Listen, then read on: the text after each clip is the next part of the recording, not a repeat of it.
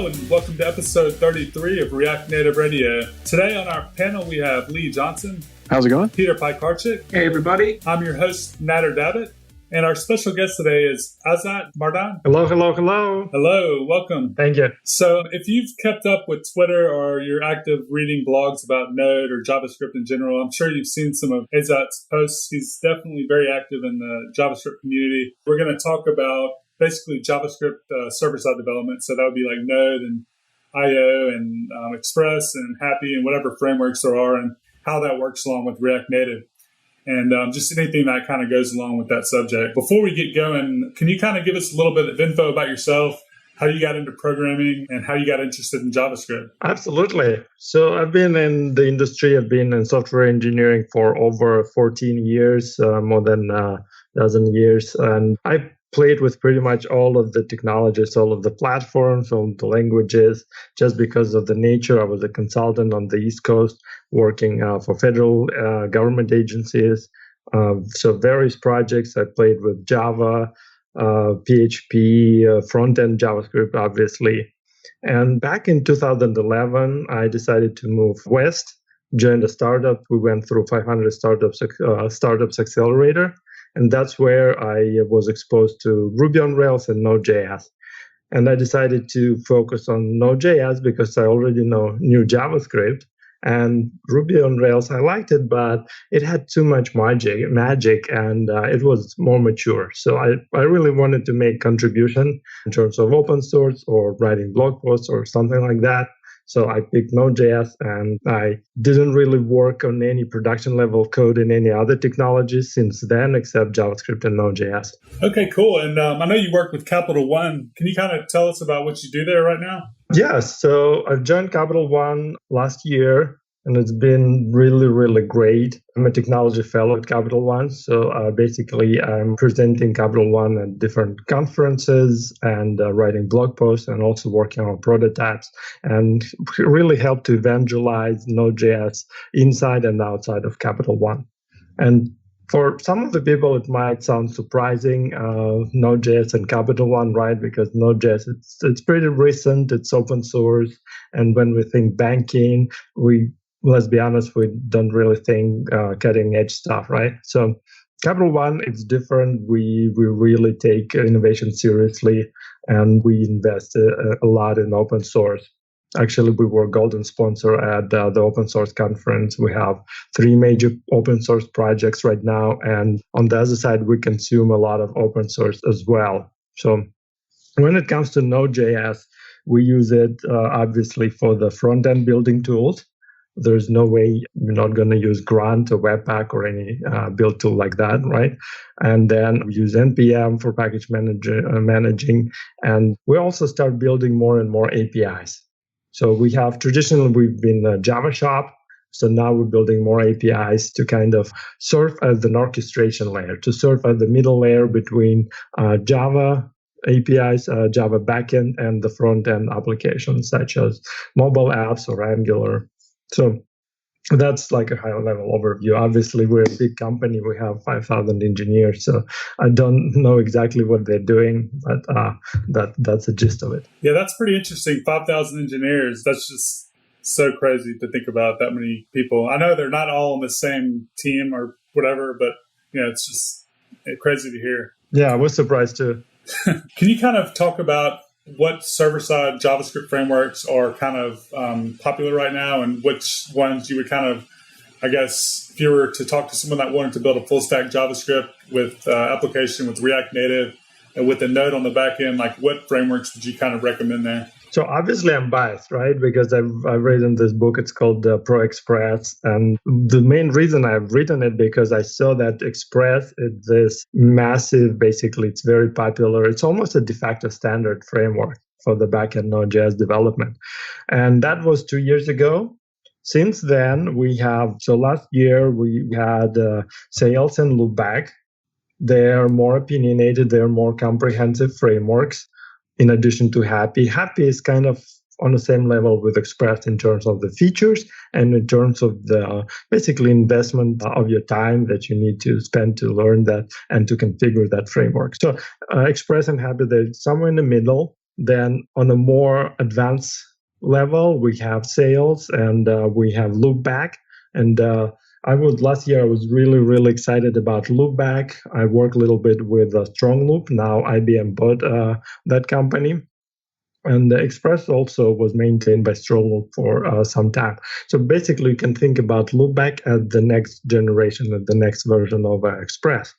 And I see a lot of enterprise teams in Capital One and also in other companies, they use Loopback because it has nice web interface that allows you to create APIs. You don't even need to code necessarily. It also has a command line. If some of you know Ruby on Rails, it has rich scaffolding tool. Command line tool, CLI. So Loopback has something similar to that. And also it plays nicely with the enterprise suite of profiling and monitoring tool that Strong Loop is offering if you already use them. So it would be nice to use Loopback. Also, another trend that I see, especially in enterprise, but also in small companies as well, is that people getting tired of the extra complexity. So basically it goes sort of in a spiral. So we start with very simple. For example, people use core node modules like HTTP, HTTPS. Then they build some abstractions like Express or Restify, and then more abstractions and bigger frameworks like Hapi, Loopback, and Sales. But then they go back to the smaller things again, but on a different level. So yes, I've seen people going back to the smaller things and just using Restify or Hapi. Meteor is really promising. It's been promising for many years. They have great community here in San Francisco. They do great events. I haven't yet seen large companies like Walmart or Uber using Meteor for production applications. Most of the times it's their startups prototyping something, or big companies also prototyping something, but I haven't seen anything massive on a large production scale yet. Maybe we'll see, maybe we'll not. Time will show, right? So if you believe that Loopback is the successor to Express, can you tell us a little more about it? I've heard about it, and I've been interested to give it a shot. But since Express has already made my life pretty easy, I haven't had a reason to, Yes, exactly. So you're a typical example of a person who doesn't need all those features that frameworks like Loopback provide, or because the features, they're not free usually. They come with additional complexity in terms of learning, complexity in terms of extra dependencies. Maybe you need to install extra modules. You need to create a new configuration file, right? And I'm also sort of in the same camp. My philosophy is just pick something along main line, something which is relatively popular and supported, and then see if it works. If it works, if it serves your need, then don't spend too much time trying other stuff. Just better spend your time on actually building, actually delivering value to your company, to your customers, etc.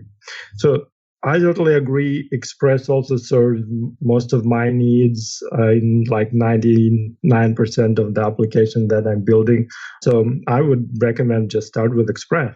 And another good thing about Express, recently, a few months ago, it joined the Node Foundation. So I think that's a great sign.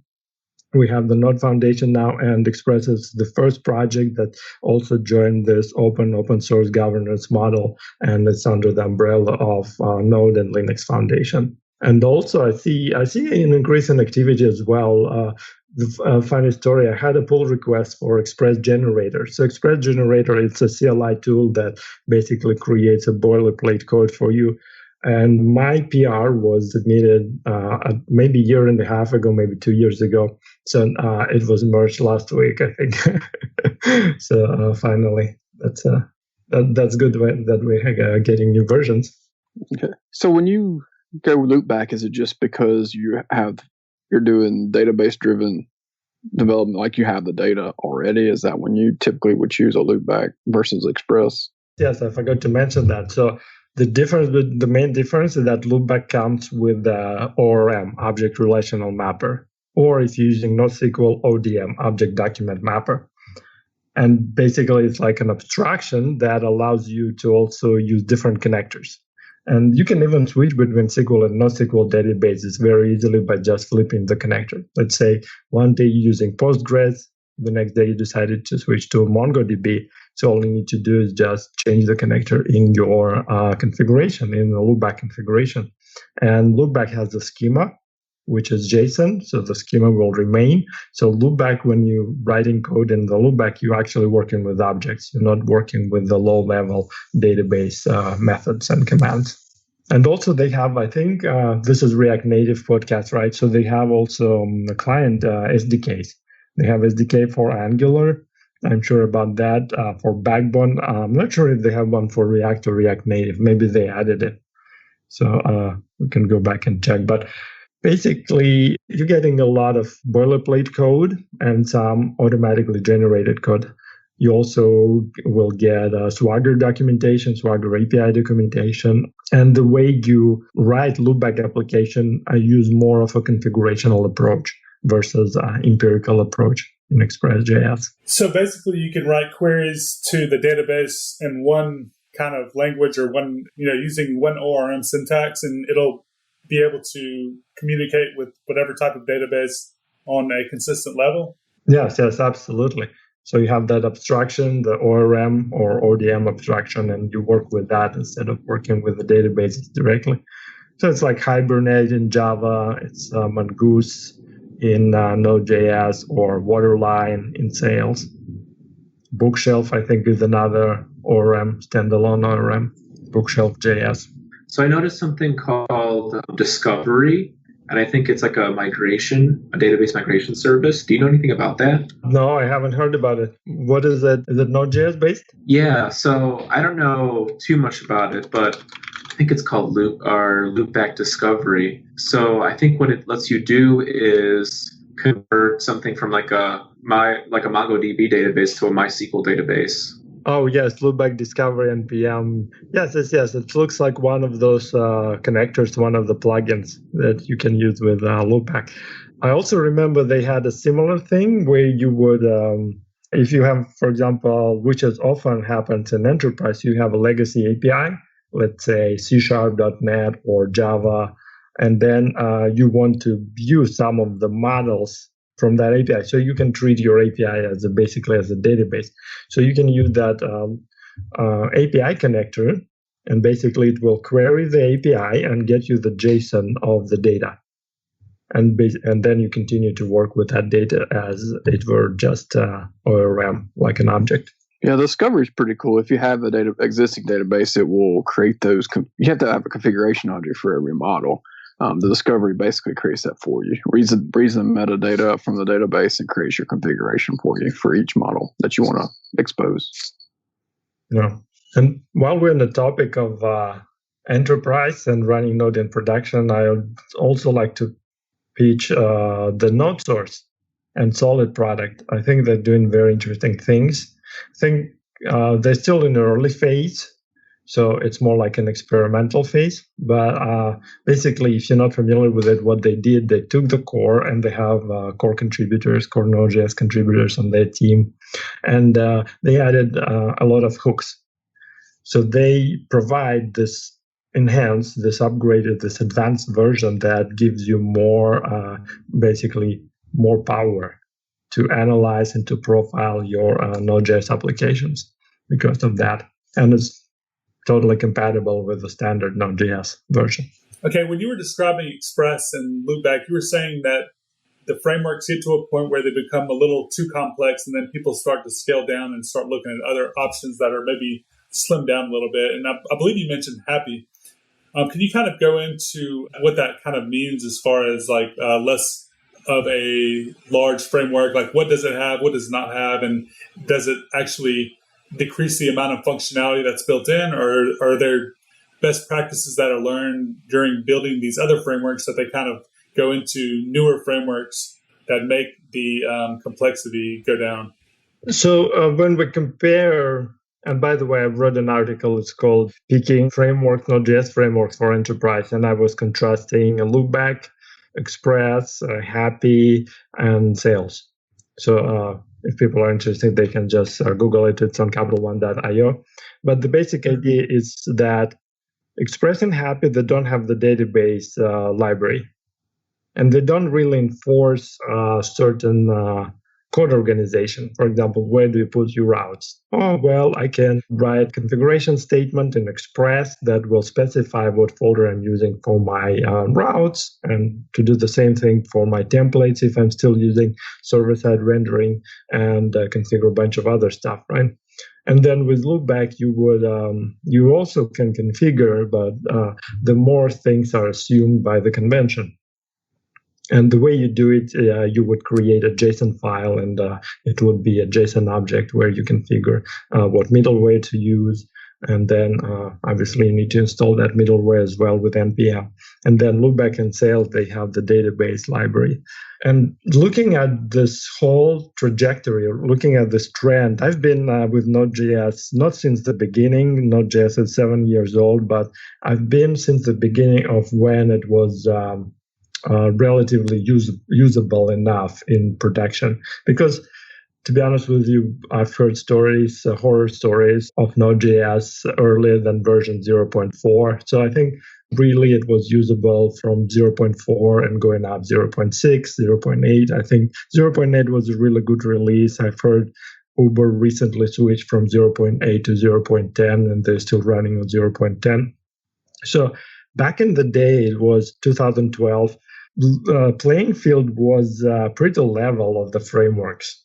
We had Derby.js, we had Meteor, but in addition to Express, we also had other frameworks. And Express was clearly the winner, but it lacked certain things and it wasn't bug-free. So you would also had a lot of development on those frameworks.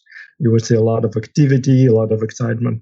Now, some people ask me, is like, what is the state of Express? Is it been actively developed? When maybe it shouldn't be actively developed. Maybe it's already mature. Maybe it's like it reaches a state where it serves majority of developers, majority of users, and then basically it doesn't make sense to add any more features, except maybe occasional bug fixes and something like that. So they did a brilliant decision from switching from upgrading Express version 3 to Express version 4. They unbundled some of the middleware and they made the core even smaller. And that goes back to the whole Node.js philosophy of keeping the core very, very small and then letting the user land, meaning the NPM modules and contributors and the community decide what modules are the best and also evolve those modules, right? So if you take Express, it's basically it's like the foundation. It's very bare bones. So all you're getting is the query string parser. You're not even getting a request body parser. You're getting the URL parser. So you're just getting 2 or 3 things. You're getting static content middleware. So that's all.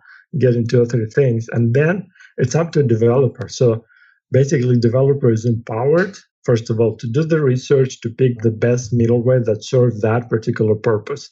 So middleware is like a plugins, right? And then by having the foundation, which is Express, and then having your own plugins, you basically, in essence, building your own framework. And that's actually Loopback extends Express. It uses Express as a dependency. Same thing with Sales. So with Express, you have more power, and developers are empowered. And going back to Node.js philosophy, that's what we see with Node Core as well. We don't have that many standard library modules. A lot of the things are quote unquote outsourced in NPM in the registry. And personally, I like the approach that Express takes, but then I also see valid reason when people just want either to prototype quickly or they need certain features that frameworks like Loopback provide. For example, the Loopback discovery that you've mentioned. Is Loopback discovery where you can like go to a URL and it'll show you all the different endpoints that you have? That's the Swagger documentation. Okay, what's the Loopback discovery? Loopback discovery is when you have an API, you can create a model from that API and do migrations. Is that the right? I think either Peter or it's one of you. Yeah. The discovery for Loopback or any ORM tool, something has to define your model, right? To your API, and Loopback is exposing a public API, JSON API, based on a model that you want to expose. So if you have a customer table in your database and has a name and a last name, a first name, last name, etc., you have to configure that so that Loopback knows what to expose and what not to expose. You can hide certain fields. You can only show certain tables. And the discovery service for Loopback will take an existing database that you have, read through all of the tables, and create those configurations for you. Okay, that's pretty interesting. So, if you're doing prototyping, you probably don't have a database. You don't have all the tables set up. It may not benefit you. But if you're trying to expose APIs from an existing data set that you have and rapidly create some new services, then you could use Discovery to hit those tables and create the configurations, and you can have an API for that existing database in a matter of minutes. Yeah, I'm a huge fan of Express. In fact, just a couple of days ago, I had to put together a few endpoints for a mailing API, and it just is so easy with Express. I can't imagine it being too bloated because all you need is like one entry point file and your package.json file and maybe a couple of routes, and you're pretty much ready to go. But yeah, Azat has a good point that people, I think, forget these days, is that stick with what you're good at and make it the best. But now it seems like people want to throw everything in. If something's popular, then they just want to throw everything in there and make it do everything. But Express is great because it focuses on what it's good at. Yeah, don't throw the baby with the bathwater, right? Yeah, but it's hard to tell a developer, stop, don't do it anymore, make that a new project. Yep.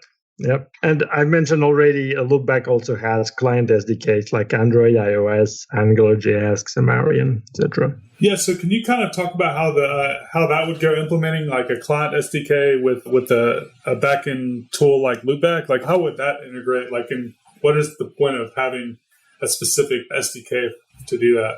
I haven't worked with client SDKs that much. So my understanding is that it's a scaffolding. In Angular, you need to create routes and then models to connect to your endpoints on the backend. So when you use Angular SDK, let's say, Angular JavaScript SDK, it's already, the Loopback already provides you the methods. So all you need to do in Angular, you call those specific methods for your typical CRUD, right? Create, read, update, delete. And it basically streamlines your development. Instead of making HTTP calls, you would do the CRUD via the SDK.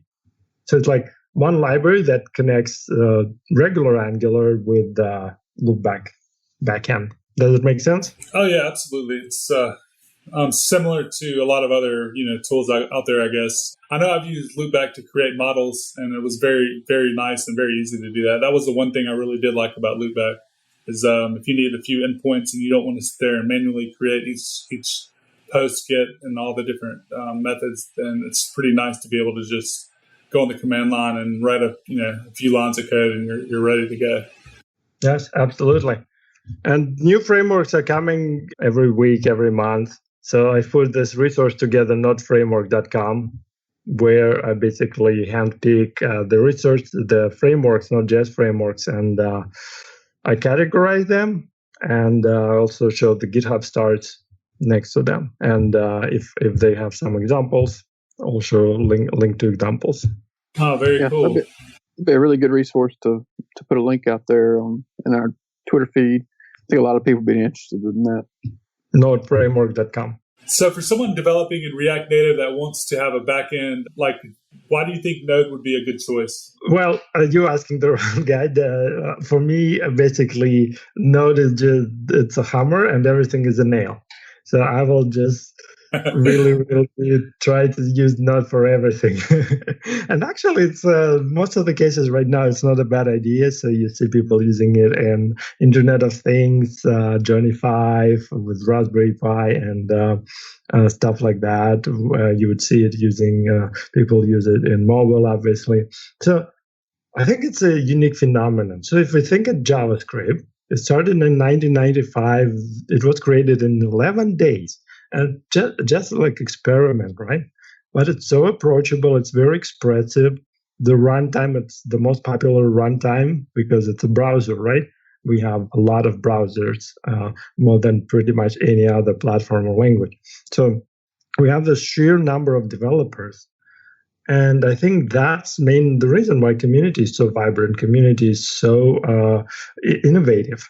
So we have new build tools, we have new languages, we have new libraries, new utilities. Now the standard is evolving, ES6. Now this year we have ES7. And so we will have every year the new standard, new improvements. So when you use Node.js, and when you basically the main reason people use Node.js, yes, it's great for performance. It has non-blocking I/O, so that's usually one of the main selling points. But let's face it, like how many times we are building something where the cloud computing is a constraint. But I'm not building Facebook or Twitter every day, right? So I don't experience that much of a problem with using blocking I/O. What for me is more important is be able to use one language. So when I switched to just working with Node.js and JavaScript on the front end, I was using Backbone, started as a Backbone a few years ago, and I immediately noticed this dramatic shift for better in my productivity.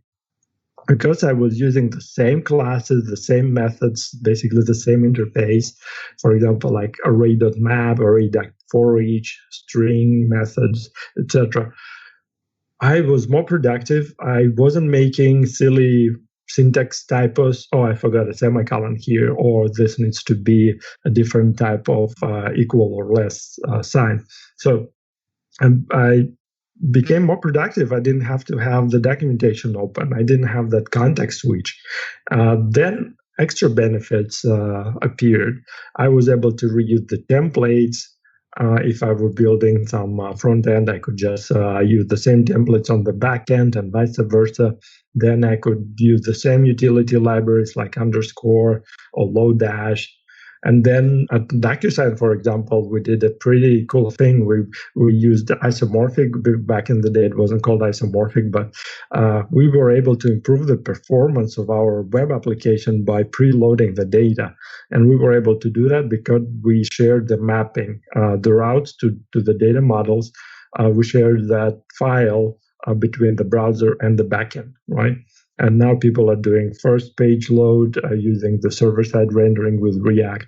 So when you buy into this full stack JavaScript, you're basically buying in the whole ecosystem. So if you're a web developer, right? So usually people come into React Native, they're either web developers or they're traditional like Objective-C or Java or Swift developers. So for web developers, it's just natural. Oh, this is JavaScript. Inside of my Xcode, I know what to do. I know what methods to use, right? And then additional benefit, you have DevTools, right? And then for Swift and iOS, they pretty much can understand Java as well. So once you use React Native, so like what to use for the backend, right? So Node is just a natural thing to use for the backend. Now, another option is to use something like mobile backend as a service. So parse.com, they're going to discontinue it soon, but you can host it on Heroku yourself. They open source the code. You can do that. What Heroku gives you, it's basically you get the REST endpoints, and then your mobile app can communicate with that. Firebase, it's very similar. You can use it without creating your servers per se. You just use their service. But as we talked about frameworks, Express makes it very easy actually to create a server. Express and Node, for example. It's very easy to create your own server, maybe 5 or 10 lines of code. So really, there's not that much pain if you develop your own backend solution with Node compared to, let's say, Java, for example. So that's why I think the parse.com and services similar to them, mobile backend as a service, they didn't really become tremendously popular because it's just, if you already use Heroku to deploy your parse.com, then you might as well just create your own Express server and push it to Heroku, right? And then there's this new deployment service. It's called Now. It's similar to Heroku, but it has certain features which allow developers to work more conveniently. For example, it gives you URLs for each new deploy, and it's also very, very fast. The npm install works faster even than on your machine, and it has a built-in CDN. So I think, briefly reiterate my answer, I think the main reason that Node is so approachable, and most of the developers, they already know JavaScript, so that's the reason why they would use it for the backend. Yeah, absolutely. I agree with the context switching between the different languages. It's just, it makes sense to be able to work in one language if you're getting equal performance and equal quality of performance and code and things like that, and it's there, you might as well. I was going to say, yeah, if you manage and hire people too, it's certainly nice to have resources that can work on both the back and the front end. And did we mention context switching too, right? Just like having to think about programming in two different languages? Yeah, we briefly mentioned it. For me, it's the major selling point, basically. If for no other reasons, I would use Node.js just for that, because it's JavaScript, basically. How does Capital One approach new technologies like React Native and things like that? Do you guys vet a technology and kind of do some small projects and prototypes and then kind of see if you guys want to use it later on? Or is there more of a structured way that you guys go about looking at new technologies? And are you guys using React Native at Capital One? So we have an open source office, and the basic guidelines, if it's internal, either tool or a prototype, developers free to choose any open source technology. And most of the times, we tend to use MIT just because we want to get bogged down with GPL licenses. So I think that's brilliant, because basically developers usually know better what tools to use because they're on the front lines. We also have SF, New York City, and DC labs. At the labs, they have way more options and power to choose as well, because basically the labs, they're like small startup incubators where different projects are brewing.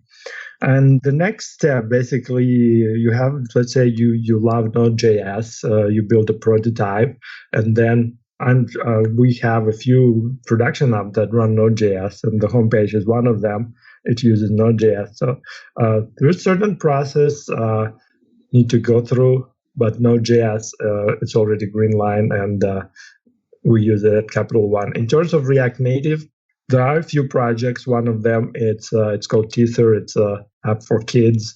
They picked React Native. I think they have iOS, and I'm not sure about Android. But again, the same reasons. Faster development. It's easier to train developers as well because it's JavaScript. There's this fast reload cycle. You can use DevTools. So a lot of good reasons. Yeah, that sounds like a pretty cool area to work with, the open source, that little office that you were talking about.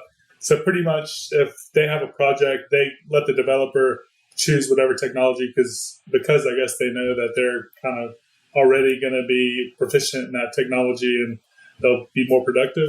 Yes, exactly.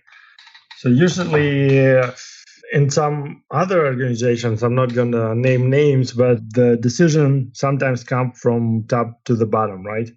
And that might not be the best decision because you have developers who are reading newsletters, who are reading Hacker News, who are actually using those tools, right? Who are getting their hands dirty. So when the decision comes from bottom up, for me personally, it tends to be a better, more educated decision, more strategically better decision. So what do you think about React Native? Have you kind of taken a look at it and have you built anything with it? Yes, I've built few applications, and initially I was thinking I will have a chapter in my new book on React, which is called React Quickly. So chapter 9, I thought, okay, I'm going to do just a chapter on React Native, and it will give readers more exposure. But then the book became too large, and the dates have been pushed because of the reviews. I'm working with Manning Publication. So I decided to just go without React Native, but I will open source this book. And by the time listeners are listening to this podcast, they would probably be able to go to reactnativequickly.com, and get that books. And I show how I built 2 examples using React Native. One is the weather app. So basically, you enter your city name and you get the weather. And then fetching APIs, fetching the data from Open Weather API. And another app, it's a timer. And when I was working, basically I was surprised and like, oh my God, I totally loved it. Although I had to use Xcode, I'm not a huge fan of Xcode. I wasn't Objective-C developer or Swift developer before. It was still JavaScript, right? It was still JavaScript, and I would use Xcode just for the simulator and compilation. I could still use my Atom, or if people are using Sublime or Code, they can also use that. So that's the major plus for me. Another plus is that I had the DevTools and I had the live reloading. So I didn't have to wait for the compilation. I couldn't see myself productive with Java because every time I was making a change or modification, I had to wait for like a few minutes and then boom, it's not working, exception, null exception. Whereas React Native, it's totally interpreted. So the core it's not recompiled every time. The core stays the same, which is Objective-C and Swift, but then your JavaScript, in which you actually are creating the bulk of your application, implementing the most of your code, that's changing. Another cool feature, which I haven't used personally, but one of the teams, they're going to do it at Capital One. So basically, you can push live updates to your application, and you don't necessarily need an App Store update because it's JavaScript. So your mobile application can load that JavaScript like any other bundle.js file from any server. So if you point to your server and then you would expire the bundle.js, you can sort of new JavaScript file, and then boom, you get the new application basically without people having to update and go to App Store to update it. I think that's super, super amazing, super cool. Yeah, absolutely. That's definitely, I think that's a game changer, honestly. I've seen a lot of apps lately, not a lot, but I've definitely had a couple of apps lately where I've downloaded and I'm seeing live updates. I'm not sure if they're using Code Push or something like that, but I definitely see people taking advantage of that paradigm. And Code Push and React Native just take it one step further and just make it part of the part of the system. You know, it's so nice. So can you talk a little about the different versions of Node and what people should use right now if they want to build like a new backend? Should they go for the version 6 or should they stick with the 4 dot whatever? Yes, absolutely. So the way it works right now, Node Foundation did this very brilliant thing where they have even numbers, which are 6, which are 4, 6, 8. They would be LTS, long-term support, LTS. So what that means? So basically, if you an enterprise or you are building an application or you're part of the enterprise team, you're building an application which are very mission critical and you don't want any breaking changes, you don't want any experimental features, you want the longer support cycle, which is 1.5 years for those versions, you should stick with those even numbers.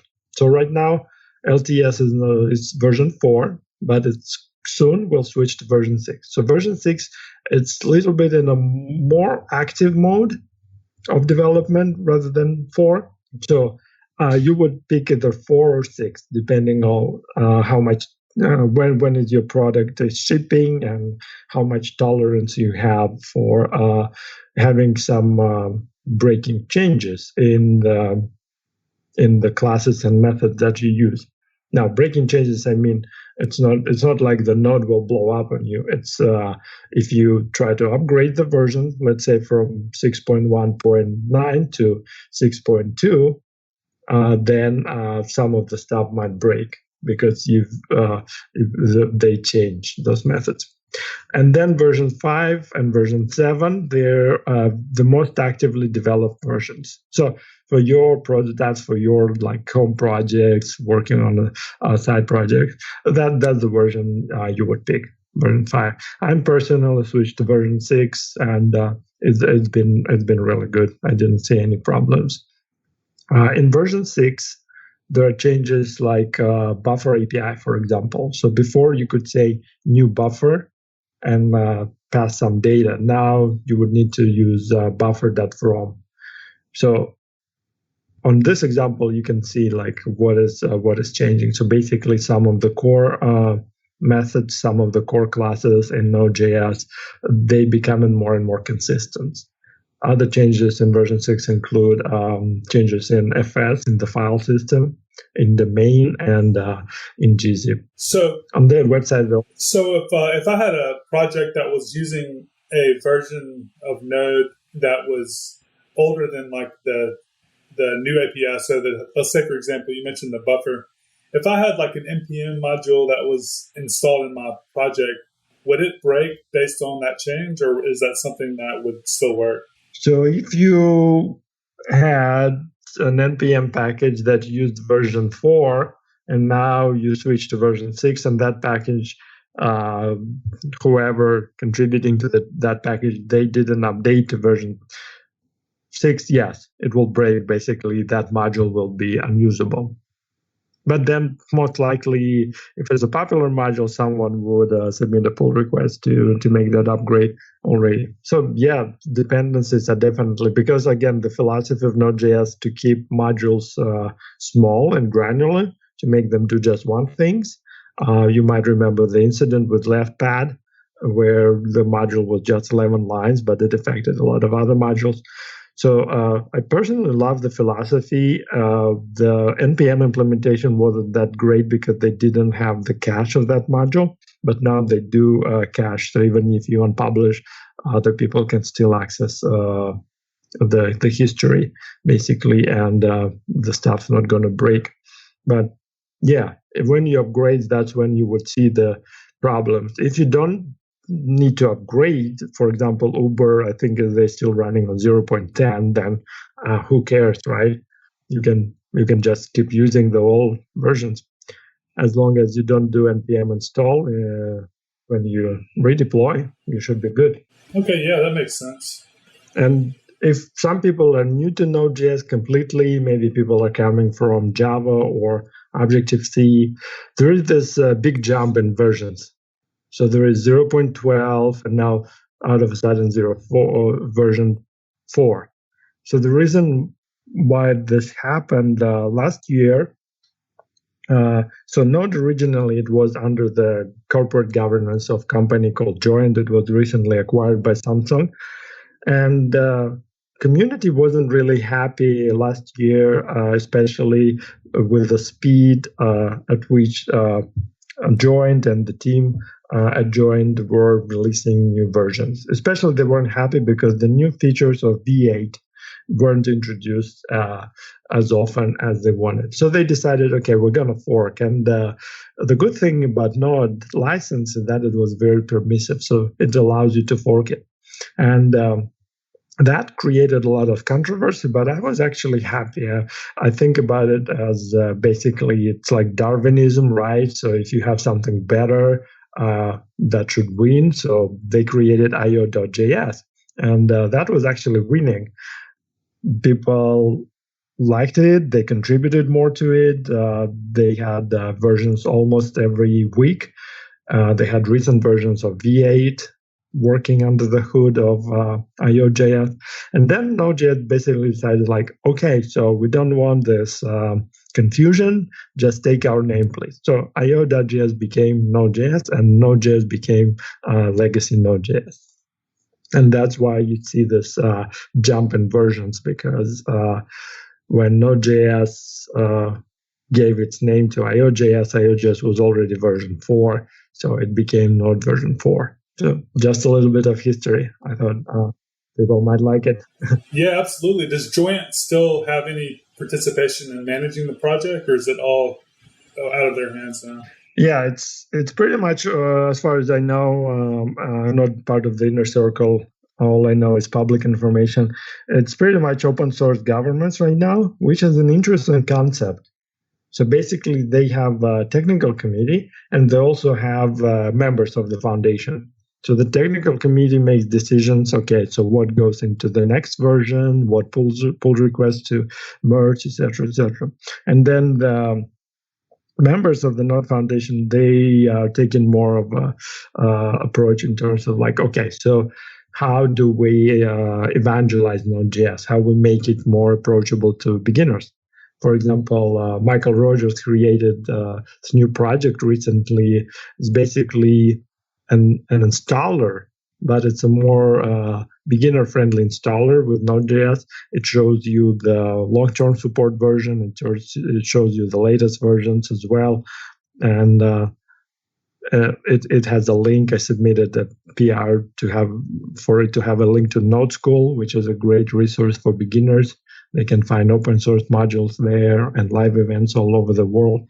So with this model, it's part of the Linux Foundation. I think the transparency increased dramatically. So basically, all the decisions, they're available online in terms of the transcripts or the calls.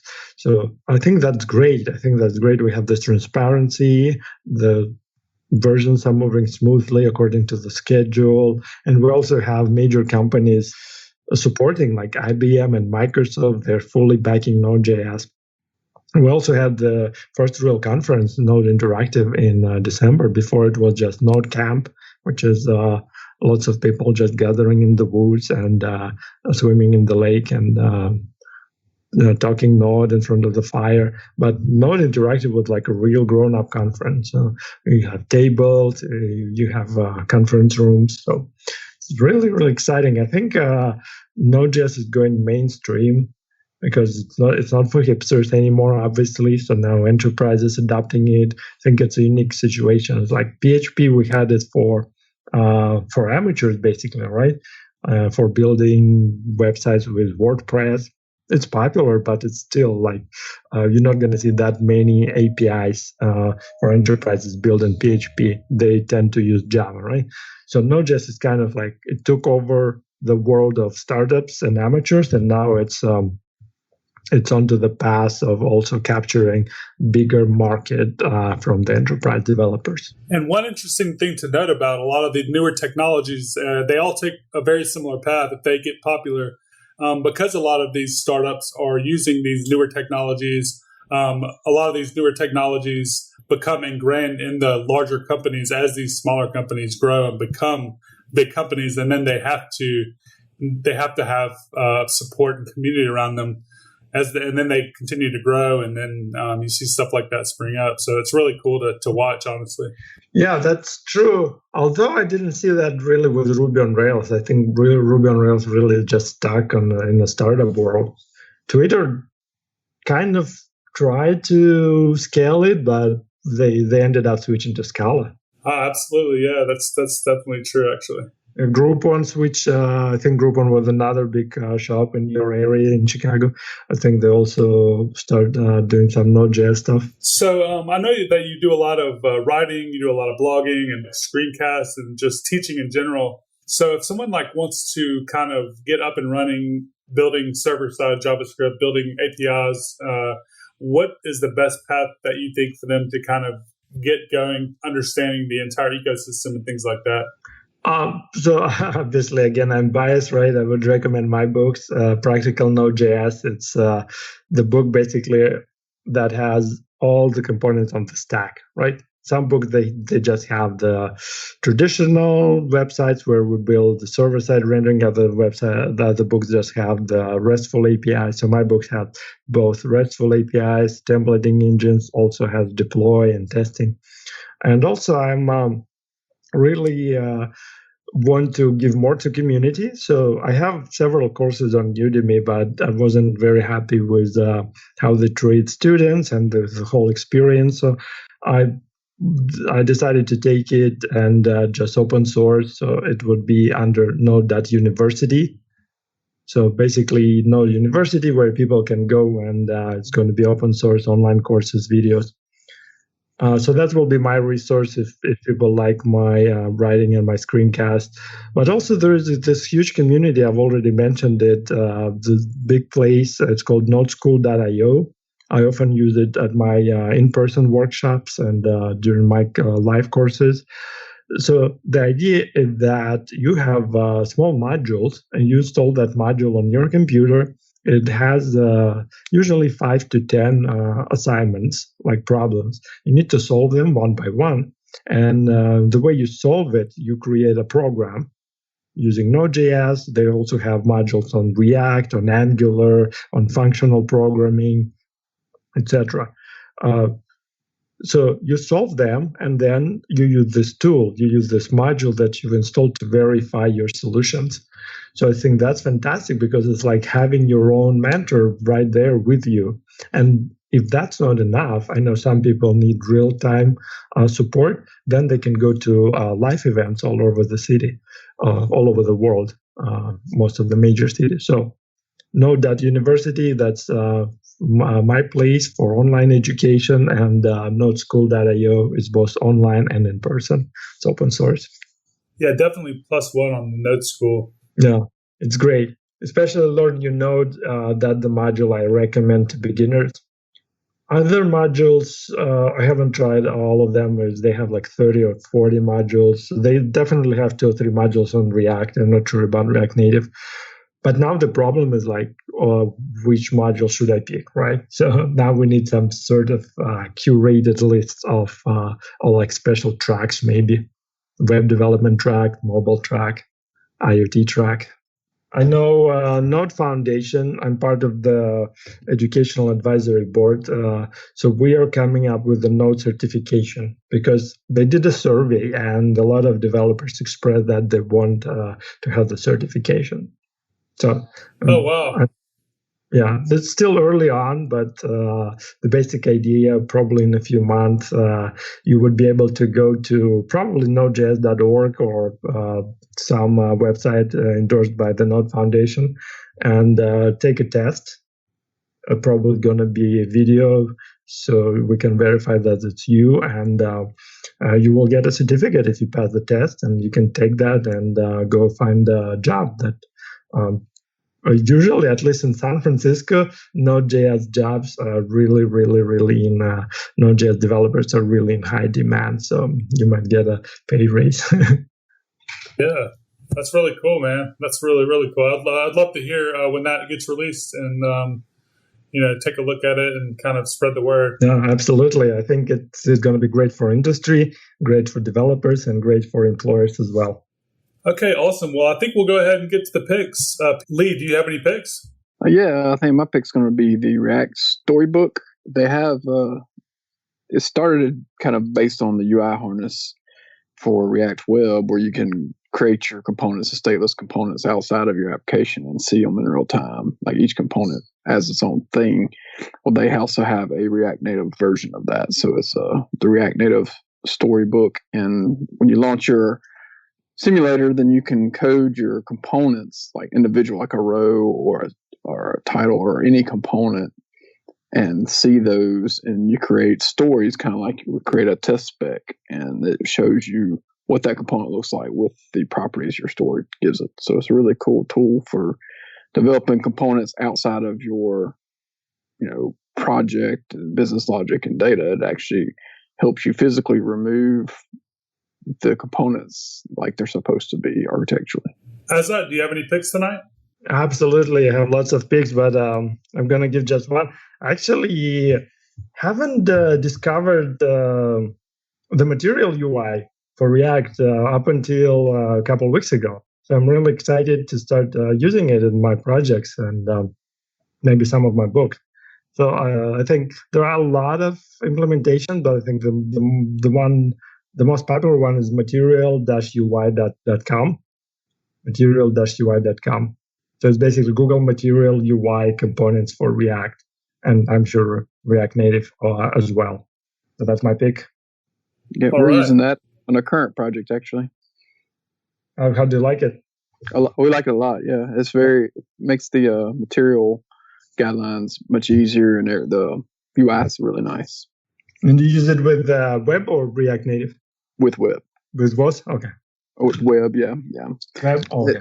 It will work on some mobile devices, but it's really geared for web.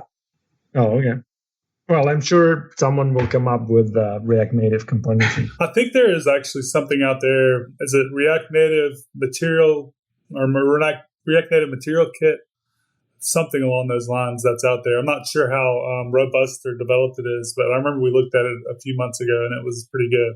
So, Peter? Yes. So, background events in React Native. If you don't know how to do it, it's kind of annoying. And I ran into that situation this weekend. So something that helped me out was like React Native background timer. And all it does is it basically lets you run something, every few seconds or any arbitrary value in the background. But what's important too is that it's one of the very first packages that let you run stuff in the background. I feel like that has been like the hardest thing for people to figure out for React Native, and bringing attention to stuff like this could definitely help a lot of people out with some of their more complex projects. Awesome. I'll have to take a look at that. I haven't seen that yet. So I have a few picks tonight. My first one is a book that actually I read a long time ago that Azat actually wrote. It's Pro Express. And since we're talking about Express, and if anyone's looking for a pretty comprehensive book, I'm pretty sure it's still relevant. Do you think Pro Express JS is still relevant for someone looking to learn Express? Yes, it's version 4. We're still on the version 4 of Express. So most of the things will be absolutely relevant. Yeah, I remember when I first started going over that, it pretty much was the most comprehensive book I had seen at the time. So I highly recommend that. I think it's Appress. Another pick is going to be, if you are familiar with Startup Jay Khaled on Twitter, or if you're not, check him out. He's like one of my favorite Twitter accounts now, tweeting about random technology things. And one more is a book that I've been reading.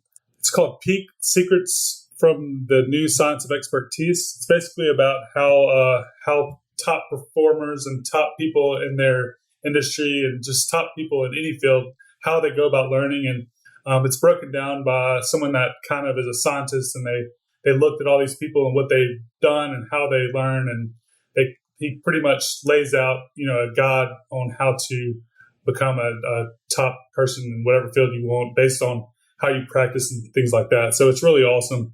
Also, if anyone is listening that's on Goodreads, Goodreads is a really great place to kind of keep up with people that read and people with similar interests as you. My Goodreads name is Dabbit3, Dabit3. So if you're on Goodreads, go ahead and add me. I'm looking to make new friends. Okay, I think that will wrap up episode 33. Azat, thank you so much for coming on. We enjoyed it. Thank you very much for inviting me. Looking forward to the release.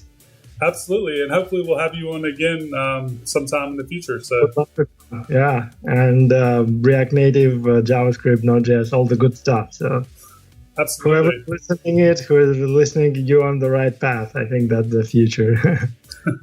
Awesome, good to hear. Bye.